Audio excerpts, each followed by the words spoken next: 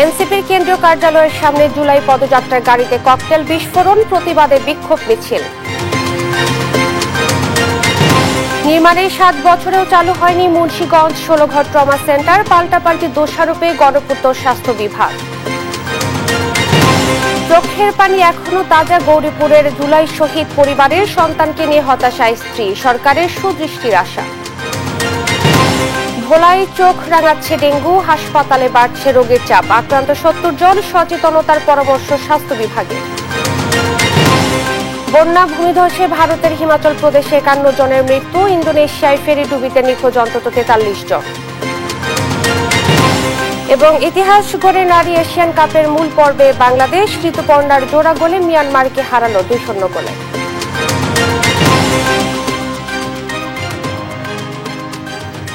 দেখছিলেন সংবাদ শিরোনাম। সংবাদ সকালে সঙ্গে আছি আমি ইশরাত জাহান মনি। এবারে বিস্তারিত। সাবেক প্রধানমন্ত্রী শেখ হাসিনাকে 6 মাস কারাদণ্ড দিয়েছেন আন্তর্জাতিক অপরাধ ট্রাইব্যুনাল। এর মধ্য দিয়ে দেশের কোন আদালতে প্রথমবার দণ্ডিত হলেন তিনি। আদালত অবমাননার এ মামলার অপর আসামি গাইবান্ধার ছাত্রলীগ নেতা শাকিল আকন্দ বুলবুলকে 2 মাস কারাদণ্ড দেওয়া হয়। এদিকে আশুলিয়ায় 6 মরদেহ পোড়ানোর মামলায় 16 জনের বিরুদ্ধে অভিযোগ আমলে নিয়ে পলাতক সাবেক এমপি সাইফুল সহ 8 জনের বিরুদ্ধে গ্রেপ্তারি পরোয়ানা জারি করেন ট্রাইব্যুনাল। সাবরিনা মজুমদারের রিপোর্ট। গেল বছরের 5 আগস্ট গণ অভ্যুত্থানের মুখে দেশ ছেড়ে ভারতে পালিয়ে যান সাবেক প্রধানমন্ত্রী শেখ হাসিনা। সেখান থেকেই আওয়ামী লীগ নেতাকর্মীদের সঙ্গে যোগাযোগ করছেন তিনি। সেই ধারাবাহিকতায় গেল অক্টোবরে গাইবান্ধার যুবলীগ নেতা শাকিল আকন্দ বুলবুলের সঙ্গে তার ফোনালাপ সামাজিক মাধ্যমে ভাইরাল হয়। সেখানে শেখ হাসিনা বলেন তার বিরুদ্ধে করা 227টি মামলার বাদীকে হত্যার লাইসেন্স পেয়েছেন তিনি। 227টা মার্ডার কেস। আমি বলছি সবাই তালিকা করো, তোমরাও তালিকা করো, কারণ অন্তত 227 জনকে মারার লাইসেন্স পেয়ে গেছি। ফোনালাপের প্রেক্ষিতে আদালত অবমাননার অভিযোগ তোলা হয় ট্রাইব্যুনালে। পরে ট্রাইব্যুনালের নির্দেশে আসামিদের বিরুদ্ধে গ্রেফতারি পরোয়ানা, আত্মসমর্পণের জন্য পত্রিকায় বিজ্ঞপ্তি প্রকাশ ও আসামিদের পক্ষে আইনজীবী নিয়োগ দেওয়া হয়। পরে বুধবার শুনানি শেষে তাদের অনুপস্থিতিতেই রায় ঘোষণা করেন ট্রাইব্যুনাল। এতে শেখ হাসিনাকে 6 মাস এবং বুলবুলকে 2 মাসে বিনাশ্রম কারাদণ্ড দেওয়া হয়। এদিন আদালতে শোনানো হয় ওই কথোপকথন। চিফ প্রসিকিউটর তাজুল ইসলাম জানান, ফরেনসিকে অডিওর সত্যতা মিলেছে। এর মাধ্যমে 227 মামলার বাদী, সাক্ষী, প্রসিকিউশন ও ট্রাইব্যুনালকে হুমকিও দেওয়া হয়েছে। তদন্ত সংস্থা আদালতকে জানায়, আওয়ামী লীগের সাইবার গ্রুপ এ টিমের মাধ্যমে অনলাইন মিটিং করা হয়। তাদের ফেসবুক গ্রুপও আছে। শেখ হাসিনার যে তর্কিত যে কনভারসেশন, সেটিকে আমরা পুলিশের ক্রিমিনাল ইনভেস্টিগেশন ডিপার্টমেন্ট অর্থাৎ সিআইডির মাধ্যমে পরীক্ষা নিরীক্ষা করিয়েছি। তারা পরীক্ষা করে রিপোর্ট দিয়েছেন যে এই কনভারসেশনের যে 2 জন ব্যক্তির বক্তব্য আছে, সেই কণ্ঠস্বর 2টি, একটি শেখ হাসিনার এবং একটি শাকিল আকন্দ বুলবুলের, এবং এই কনভারসেশনটি এআই জেনারেটেড নয়। যেদিন তারা আত্মসমর্পণ করবেন অথবা পুলিশ কর্তৃক ধৃত হবেন, তারপর থেকে এই সাজা কার্যকর হবে। পরে শেখ হাসিনার পক্ষে বক্তব্য তুলে ধরেন রাষ্ট্রনিযুক্ত আইনজীবী। বলেন এমন অভিযোগ ঠিক হয়নি। আইনি মতামত তুলে ধরেন অ্যামিকাস কিউরিও। পত্রিকায় এটা একটা ইথারের মাধ্যমে এই বক্তব্যগুলো এসছে। এই যে বক্তব্যগুলি যে ইথারের মধ্যে এসছে, এইগুলির মধ্যে বিভিন্ন পত্রিকায় বিভিন্ন রকমের কথা এসছে। এই যে ডিসক্রিমিনেশন আছে, এই ডিসক্রিমিনেশনের কারণে এটার সঙ্গে আমি দ্বিমত পোষণ করেছি। এদিকে আশুলিয়ার 6 মরদেহ পোড়ানোর ঘটনায় 16 জনের বিরুদ্ধে অভিযোগ আমলে নিয়েছেন ট্রাইব্যুনাল। সেই সঙ্গে এই মামলার পলাতক আসামি সাবেক এমপি সাইফুল ইসলাম সহ 8 জনের বিরুদ্ধে গ্রেফতারি পরোয়ানা জারি করা হয়। সাবরিনা মজুমদার, দেশ টিভি, ঢাকা। গণতন্ত্রের শক্ত ভিত তৈরির জন্যই বিএনপি ছাড় দিয়ে আসছে। জনগণ চাইলে এখনো ছাড় দিতে প্রস্তুত বলে জানিয়েছেন দলটির ভারপ্রাপ্ত চেয়ারম্যান তারেক রহমান। বলেন, বড় রাজনৈতিক দল হিসেবে জনগণের প্রতি বিএনপির দায়িত্বও বেশি। এ সময় যে কোনো মূল্যে দলের সুনাম ধরে রাখতে নেতাকর্মীদের প্রতি আহ্বানও জানান তিনি। নিয়াজ মোর্শেদের প্রতিবেদন। দীর্ঘ 23 বছর পর পটুয়াখালী জেলা বিএনপির ত্রিবার্ষিক সম্মেলন ও কাউন্সিল। বুধবার সকাল থেকেই দলে দলে যোগ দেয় ডেলিগেটরা। জাতীয় সঙ্গীত দিয়ে সম্মেলন শুরু হওয়ার পরে একে একে বক্তব্য দেন স্থানীয় বিএনপির নেতৃবৃন্দ সহ বিভাগীয় দায়িত্ব পালন করা নেতারাও। জনগণ তার ক্ষমতা দেখাতে পারে বা ক্ষমতা ব্যবহার করে একটা রাজনৈতিক দলের মাধ্যমে। পটুয়াখালীর ব্যায়ামাগার মিলনায়তনে আয়োজিত কাউন্সিলে প্রধান অতিথি হিসেবে ভার্চুয়ালি যুক্ত হন বিএনপির ভারপ্রাপ্ত চেয়ারম্যান তারেক রহমান। এ সময় জনগণের সমর্থন পেতে তাদের প্রত্যাশা অনুযায়ী কাজ করার নির্দেশনা দেন তিনি। জনগণের সঙ্গে থাকুন, জনগণকে সঙ্গে রাখুন, জনগণের সাথে থাকুন, জনগণকে সাথে রাখুন। রাজনৈতিক কর্মীর মূল দায়িত্ব কি? মূল দায়িত্ব হচ্ছে মানুষকে খুশি রাখা, জনগণকে খুশি রাখা, জনগণের সমর্থন আপনার পক্ষে রাখা। তারেক রহমান বলেন, দেশের সবচেয়ে বড় রাজনৈতিক দল হিসেবে জনগণের প্রতি বিএনপির দায়িত্ব বেশি, তাই গণতন্ত্র প্রতিষ্ঠায় ছাড় দিয়ে আসছে, আরো ছাড় দিতে প্রস্তুত। বড় দল হিসাবে আমাদেরকে ছাড় দিতে হবে, কারণ আমাদের দায়িত্ব যেমন বেশি, ঠিক একইভাবে আমাদেরকে ছাড়ও দিতে হবে। আমরা ছাড় দিব। এবং আজকে এই কথাটি বলার মাধ্যমে যে কথাটি আপনাদের কাছে আমি তুলে ধরতে চাই, আমরা আমাদের নীতি, আদর্শ, লক্ষ্য, উদ্দেশ্য অবশ্যই আমরা জনগণের কাছে পৌঁছাবো। আমাদের সবকিছুর সিদ্ধান্ত নেওয়ার মালিক, রাজনৈতিক লক্ষ্য, উদ্দেশ্য সবকিছু সিদ্ধান্ত নেওয়ার মালিক জনগণ। কিন্তু আমরা ছাড় দেওয়ার এই অর্থ নয় যে আমরা অন্য কিছুর ব্যাপারে ছাড় দিচ্ছি। স্থানীয় প্রশাসনের চাহিদা বিএনপির নেতাকর্মীদের সহায়তা করার তাগিদ দিয়ে তিনি বলেন, কেউ দলের সুনাম নষ্টের চেষ্টা করলে ছাড় দেওয়া হবে না। প্রশাসন আমাদের সহযোগিতা চাইলে প্রশাসনকে সহযোগিতা করতে হবে, যাতে করে এলাকার মানুষের জান মালের নিরাপত্তা ঠিক থাকে। নিয়াজ মোর্শেদ, দেশ টিভি, ঢাকা। বুধবার রাতে রাজধানীর বাংলা মোটরে এনসিপির কেন্দ্রীয় কার্যালয়ের সামনে দলটির জুলাই পদযাত্রার গাড়িতে ককটেল বিস্ফোরণ ঘটে।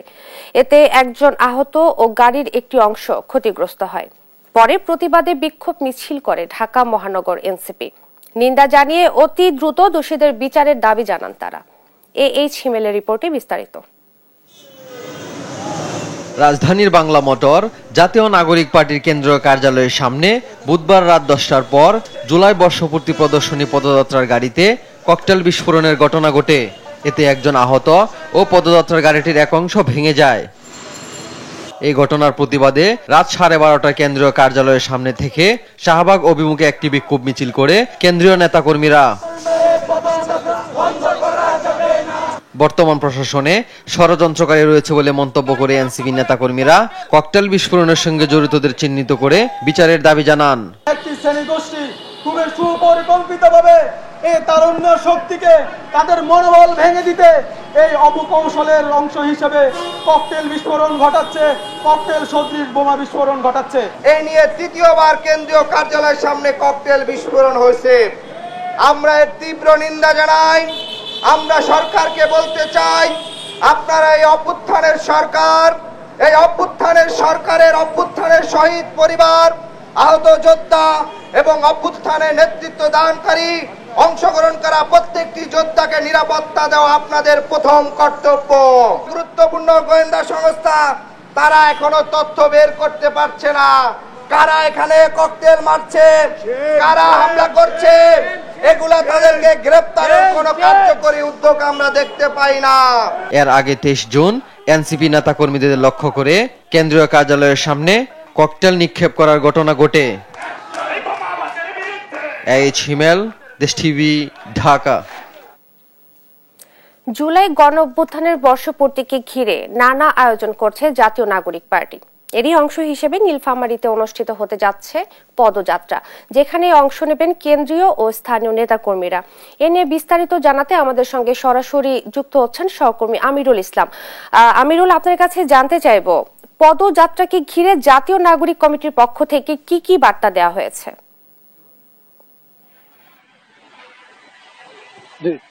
আপনি যেমনটি বলছিলেন, আপনি জানেন জাতীয় নাগরিক পার্টি এনসিপির জুলাই পদযাত্রা আজকে তৃতীয় দিন। এটি শহীদপুর এবং নীলফামারী এই দুইটি উপজেলায় অনুষ্ঠিত হবে। আমি ছোট্ট করে যদি এনসিপির আজকের কর্মসূচি যদি আপনাকে জানাই, বর্তমানে কেন্দ্রীয় নেতৃবৃন্দ রংপুর থেকে রওনা দিয়েছেন। তারা গত রাতে ওখানেই অবস্থান করেছিলেন এবং তার সফরসঙ্গী যারা ছিলেন তারা কিন্তু এখানে অবস্থান করছিলেন। এবং শহীদপুর থেকে শহীদ সাজ্জাদের কবর জিয়ারতের মধ্য দিয়ে এনসিপির কর্মসূচি আজকে শুরু হবে। এরপরে আপনি জানেন শহীদপুর উপজেলায় প্রায় 30টি মতো আটকে পড়া পাকিস্তানি ক্যাম্প রয়েছে। এখানে উল্লেখযোগ্য হাতিখানা ক্যাম্পে এনসিপি নেতৃবৃন্দ হাতিখানা ক্যাম্পটি পরিদর্শন করবেন এবং সেখানে নাহিদ ইসলামের বক্তব্য দেওয়ার কথা রয়েছে। এরপরে তারা শহীদপুরে 5 মাথা মোড়ে একটি পথসভায় বক্তব্য রাখবেন। এরপরে চলে যাবেন আপনার উত্তরা আবাসন, এটিও কিন্তু শহীদপুরে, সেখানে সংক্ষিপ্ত আকারে সেখানে তারা পথসভা করবেন। এরপরে মূল যে কর্মসূচি রয়েছে নীলফামারীর 3টি পয়েন্টে, অর্থাৎ আপনার কালীবাড়ি মোড়ে, চৌরঙ্গি মোড়ে এবং আনন্দবাবুর পুলে, এই 3 জায়গায় তারা পথসভায় বক্তব্য রাখবেন এবং বক্তব্য রেখে তারা পঞ্চগড়ের উদ্দেশ্যে রওনা দিবেন।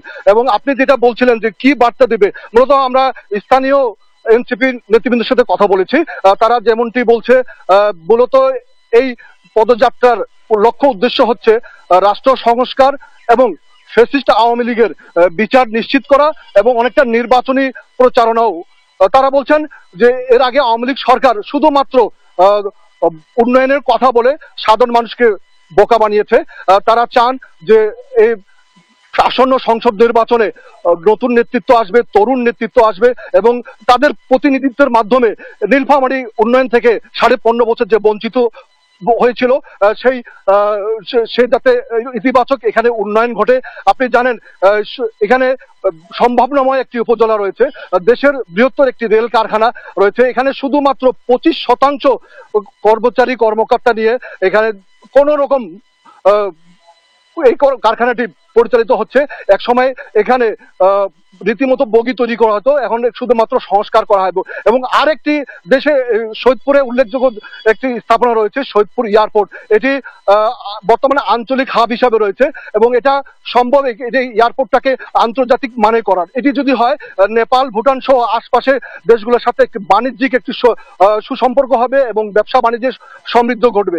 তারা স্থানীয় নেতৃবৃন্দ যেটা বলছেন, এই পথযাত্রার মধ্যে আজ থেকে এই নীলফামারীতে তাদের নির্বাচনী প্রচারণা শুরু হয়েছে এবং তারা মনে করছেন যে তাদের পক্ষে গণজোয়ার আসবে এবং তারা এই যে নীলফামারীর 4টি আসন রয়েছে, এই 4টি আসনে তাদের বিজয় নিশ্চিত হবে। তো আমার কাছে এই পর্যন্ত ছিল সর্বশেষ।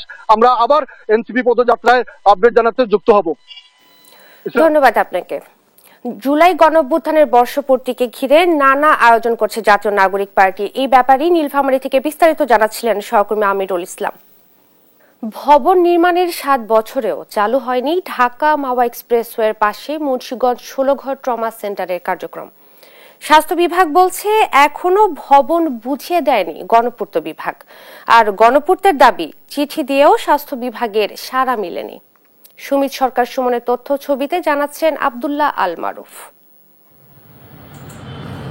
ঢাকা মাওয়া এক্সপ্রেসওয়ে শ্রীনগর দোহার, শ্রীনগর মুন্সিগঞ্জ আন্তঃসড়ক সহ অভ্যন্তরীণ সড়কগুলোতে দুর্ঘটনায় আহতদের দ্রুত চিকিৎসার জন্য শ্রীনগরের 16 ঘরে 20 শয্যা বিশিষ্ট ট্রমা সেন্টার নির্মাণ করা হয় 2018 সালে। 2.29 লাখ টাকা ব্যয়ে 3 তলা ভবন নির্মাণের 7 বছর পেরিয়ে গেলেও শুরু হয়নি চিকিৎসা সেবা কার্যক্রম। বিল্ডিং রেডি হওয়ার পরও এটা কোনো উদ্বোধন নাই, কোনো তদারকি নাই, মানুষের কোনো উপকার আসতেছে না। রক্ষণাবেক্ষণের অভাবে ভবনটির দেওয়ালের বিভিন্ন অংশে উঠে গেছে আস্তরণ, মেঝেতে জমেছে শেওলা ও আগাছা, লোহার কাঠামোতে ধরেছে মরিচা, চুরি হয়েছে ভবনের লাইট, ফ্যান সহ নানা সরঞ্জাম। ফ্যান ছিল, তারপরে গ্রিল ছিল, তারপরে থাই গ্লাস গুলো দিয়ে সবই নির্মাণ করা ছিল, উদ্বোধনও করার কথা ছিল, কিন্তু কি কারণে হয় না বুঝতে পারি নাই। কিন্তু এটি অনেক জিনিস চুরি হয়ে গেছে। পদ্মা সেতু চালু হওয়ার পর ঢাকা মাওয়া এক্সপ্রেসওয়েতে যানবাহনের সঙ্গে বাড়ছে দুর্ঘটনাও। এ কারণে ট্রমা সেন্টারের কার্যক্রম দ্রুত চালুর তাগিদ হাইওয়ে পুলিশের। শ্রীনগর উপজেলার যে একটা ট্রমা সেন্টার রয়েছে, আমরা জানি যে এখনো পর্যন্ত সেটা কার্যক্রম নাই। তো আমার মনে হয় সেটা যদি কার্যক্রমটা চালু করা হয় এবং শ্রীনগর উপজেলার স্বাস্থ্য কমপ্লেক্স যদি সক্ষমতা বৃদ্ধি করা হয়, তাহলে আর লোকজন আরো মৃত্যুর সংখ্যা কমে আসবে এবং লোকজন সুচিকিৎসা পাবে। আর ট্রমা সেন্টারটি চালু নিয়ে পরস্পরকে দোষারোপ করছে গণপূর্ত বিভাগ ও জেলা সিভিল সার্জন অফিস। অবকাঠামো নির্মাণ হয়েছে, আপনার স্বাস্থ্য বিভাগ এটা এখনো হ্যান্ডওভার পায়নি। এটার কিছু কাজ বাকি আছে, সেই বাকি কাজের জন্য গণপূর্ত বিভাগ কাজ করছে। বারবার চিঠি লেখার পরেও হাসপাতাল কর্তৃপক্ষ এটা আমাদের কাছ থেকে হ্যান্ডওভার নিয়ে নেয়। পরবর্তীতে এটা কি হয়েছে, ইনসিকিউর অবস্থায় থাকে। এখন যেটা দেখা গেছে যে ওখানে অনেক জিনিসপত্র চুরি হয়ে গেছে। দোষারোপ পরিহার করে ট্রমা সেন্টারটিতে দ্রুত সেবা কার্যক্রম চালুর দাবি জানিয়েছেন স্থানীয়রা। আব্দুল্লাহ আল মারুফ, নিউজ ডেস্ক, দেশ টিভি। বৈষম্য বিরোধী ছাত্র আন্দোলন চলাকালে ময়মনসিংহের গৌরীপুরে পুলিশের গুলিতে শহীদ হওয়া বিপ্লব হাসান, নূরে আলম সিদ্দিকী ও জুবায়ের আহমেদের পরিবার এখনো খোঁজে তাদের। আর কোনোদিন ফিরে আসবে না তা জেনেও অঝরে ফেলেন চোখের পানি। সহকর্মী ইলিয়াস আহমেদের রিপোর্ট, জানাচ্ছেন শামীম হোসেন। বৈষম্য বিরোধী ছাত্র আন্দোলন চলাকালে গেল বছরের 20 জুলাই ময়মনসিংহ জেলার গৌরীপুর উপজেলার কলতাপাড়া এলাকায় পুলিশের সাথে ধাওয়া পাল্টা ধাওয়ায় গুলিবিদ্ধ হয়ে শহীদ হন বিপ্লব হাসান, নূরে আলম সিদ্দিকী ও জোবায়ের আহমেদ। এদের মধ্যে শহীদ বিপ্লব পড়াশোনার পাশাপাশি তেলের মিলে শ্রমিকের কাজ করে সংসারের হাল ধরেছিলেন। মাদ্রাসায় শিক্ষকতা করে সংসার চালাতো নূরে আলম সিদ্দিকী, আর জোবায়ের ছিলেন দোকানে। উপার্জনক্ষম সন্তানদের হারিয়ে পরিবারগুলো এখন ভেঙে পড়েছে। জুলাই শহীদ নূরে আলম সিদ্দিকীর মৃত্যুর 7 মাস পর ঘর আলো করে আসে ফুটফুটে কন্যা সন্তান। তার মেয়ে সাবরিনা বিনতে সিদ্দিকীর বয়স এখন 6 মাস। নূরে আলম সিদ্দিকীর স্ত্রী সাদিয়া খাতুনের আক্ষেপ সন্তানকে ভালো কিছু খাওয়াতে না পারার। মানে খুব কষ্টই হইতেছে চলাফেরা। বাবুর ইচ্ছা হইতেছে যে বাবুরে ওইটা কিনে দিব, কিন্তু তার সামর্থ্য আমার কাছে নাই। আমার স্বামী বৈষম্যের শিকার হয়ে মারা গেছে, আমি এবং আমার সন্তান যেন বৈষম্যের শিকার না হই। এদিকে জুলাই মাস সন্তান হারানোর মাস উল্লেখ করে চোখের পানি ফেলে শহীদ বিপ্লব হাসানের আত্মার শান্তি কামনায় দোয়া চান তার বাবা। আল্লাহর কাছে দোয়া করছি যেন আল্লাহ আমার সন্তানকে ব্যস্ত বাস করে, এটাই হলো বড় আশা, বড় চাওয়ার মতো।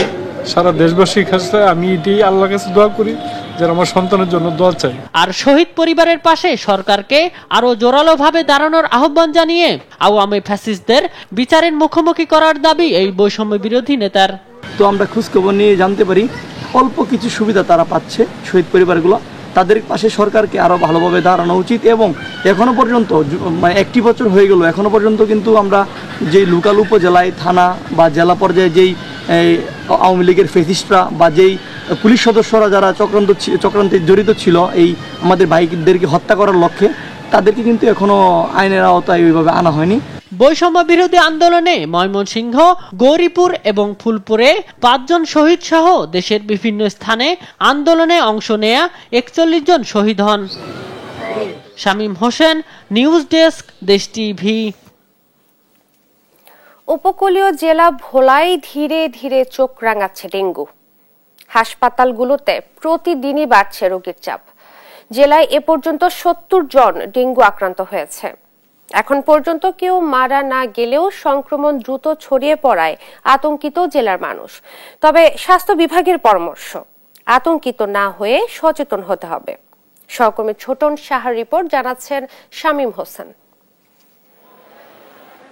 উপকূলীয় জেলা হিসেবে ভোলায় বৃষ্টি এবং আবহাওয়ার বৈরীভাব সবসময় বিরাজমান থাকায় বর্ষা মৌসুম এলেই দুর্গম এলাকায় ছড়িয়ে পড়ে নানা অসুখ বিসুখ।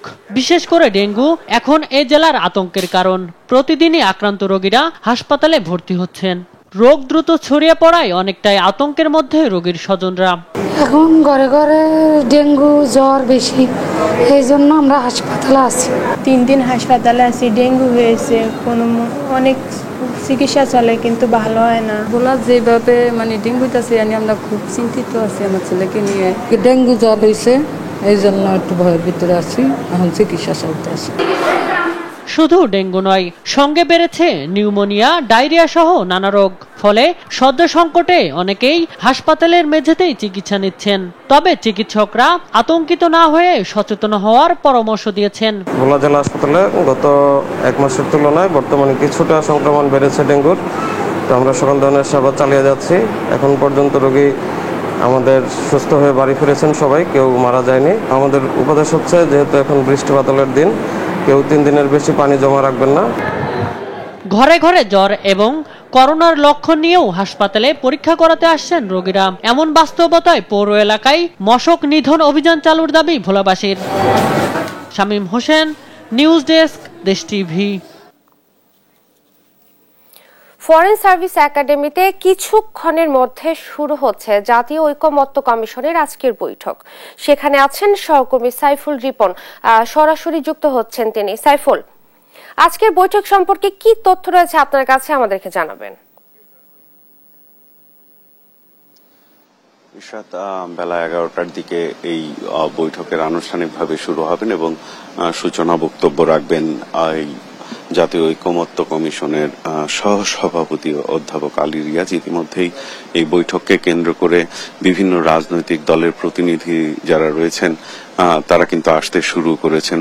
পাশাপাশি যে বিভিন্ন সংস্কার কমিশনগুলো রয়েছে সেই কমিশনগুলোর প্রধানরা ইতিমধ্যে আসতে শুরু করেছেন এবং আজকের আলোচনার বিষয় রাষ্ট্রপতির ক্ষমা প্রদর্শন, বিচার বিভাগের বিকেন্দ্রীকরণ এবং জরুরি অবস্থা ঘোষণা, এই তিনটি বিষয় নিয়ে মূলত আজকে আলোচনা হবে এবং রাজনৈতিক দলগুলো জাতীয় ঐকমত্য কমিশনের যেই সুপারিশগুলো করা হয়েছে সেই সুপারিশগুলোর ভিত্তিতে দলীয় যেই প্রস্তাবনাগুলো সেই প্রস্তাবনাগুলো তুলে ধরবেন এবং এই বিষয়গুলো নিয়ে তারা একটি ঐকমত্যে যাওয়ার চেষ্টা করবেন। এবং গতকাল যেই বিষয়টি নিয়ে আলোচনা হয়েছে যে তত্ত্বাবধায়ক সরকার ব্যবস্থা এবং নির্বাচনী এলাকার নির্বাচনী সীমানা পুনর্নির্ধারণ, সেই বিষয়টি কিন্তু নীতিগতভাবে রাজনৈতিক দলগুলো ঐকমত্যের জায়গায় কাছাকাছি পৌঁছেছে বলে আমরা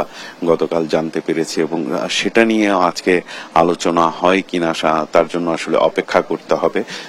মূলত আজকে যে আলোচনার বিষয়গুলো রাষ্ট্রপতির ক্ষমা প্রদর্শনের যে ক্ষমতা এবং কোন কোন প্রেক্ষিতে আসামিদের কিংবা সাজাপ্রাপ্তদের সাজা মওকুফ করতে পারবেন সেই বিষয়গুলো নিয়ে আলোচনা করা হবে এবং তার এখতিয়ারকে আরো কাঠামোর মধ্যে নিয়ে আসার একটা চেষ্টা করা হবে। কারণ বিগত সরকারের সময় একাধিকবার একই আসামিকে সাজা মওকুফের ঘটনা আমরা দেখেছি এবং সেই বিষয়গুলো যেন পুনরাবৃত্তি না হয়, আইনের শাসন যেন প্রতিষ্ঠা করা যায়, সেই বিষয়টি সামনে রেখে কিন্তু এই রাষ্ট্রপতির ক্ষমা প্রদর্শনের যেই ক্ষমতা সেই বিষয় নিয়ে আলোচনা হবে এবং নতুন প্রস্তাবনা তুলে ধরা হবে। এছাড়া বিচার বিভাগের বিকেন্দ্রীকরণ, সেই বিষয়টি নিয়ে আলোচনা হবে এবং কোন কোন প্রেক্ষিতে জরুরি অবস্থা কিভাবে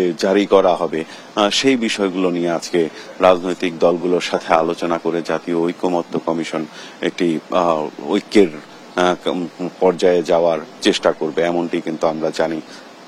এই ছিল আমার কাছে এখানকার সর্বশেষ পরিস্থিতি। ধন্যবাদ আপনাকে। ফরেন সার্ভিস একাডেমিতে কিছুক্ষণের মধ্যে শুরু হচ্ছে জাতীয় ঐকমত্য কমিশনের আজকের বৈঠক। এই ব্যাপারে বিস্তারিত জানাচ্ছিলেন সহকর্মী সাইফুল রিপন। দেখছেন সংবাদ সকাল।